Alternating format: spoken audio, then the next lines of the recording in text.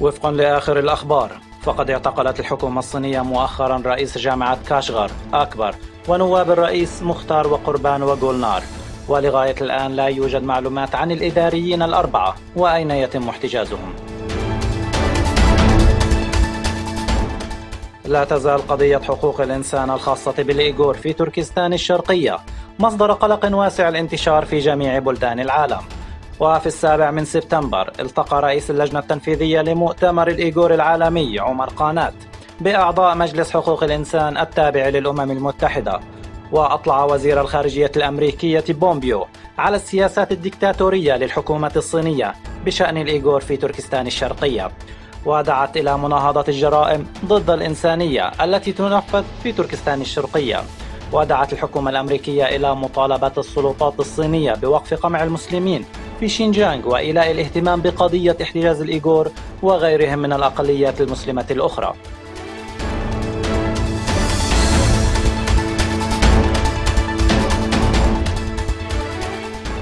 وفقا لتقرير وكالة CNN في 8 سبتمبر، أكد مسؤولون أمريكيون حاليون وسابقون أنه في العام الماضي عقد مسؤولون أمريكيون عدة اجتماعات سرية مع ضباط في الجيش الفنزويلي لمناقشة الإطاحة بالرئيس الفنزويلي مادورو، ولكن قرروا في نهاية المطاف عدم دعم الانقلابيين.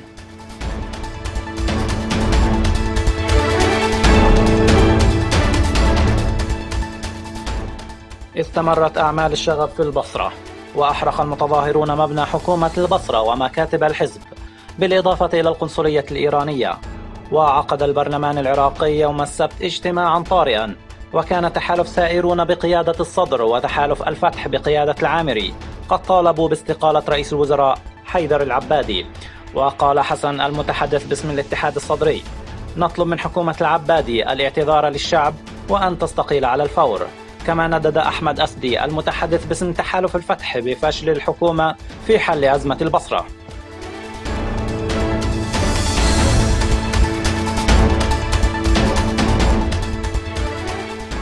في 8 سبتمبر قضت محكمة الجنايات في القاهرة في قضية فض اعتصام رابعة في صيف عام 2013، وحكم حوالي 700 شخص، حكم على 75 منهم بالإعدام و47 بالسجن المؤبد. وانتقدت منظمة العفو الدولية المحاكمة لانتهاكها الدستور المصري. وذكرت صحيفة نيويورك تايمز أن مئات الأشخاص احتجوا في ميدان وسط القاهرة في عام 2013 احتجاجا على إجبار الرئيس المصري محمد مرسي على التنحي من قبل الجيش. وبعد اشتباكات بين المتظاهرين والجيش والشرطة، ألقي القبض على مئات الأشخاص واتهموا بارتكاب جرائم مثل القتل والتحريض على العنف.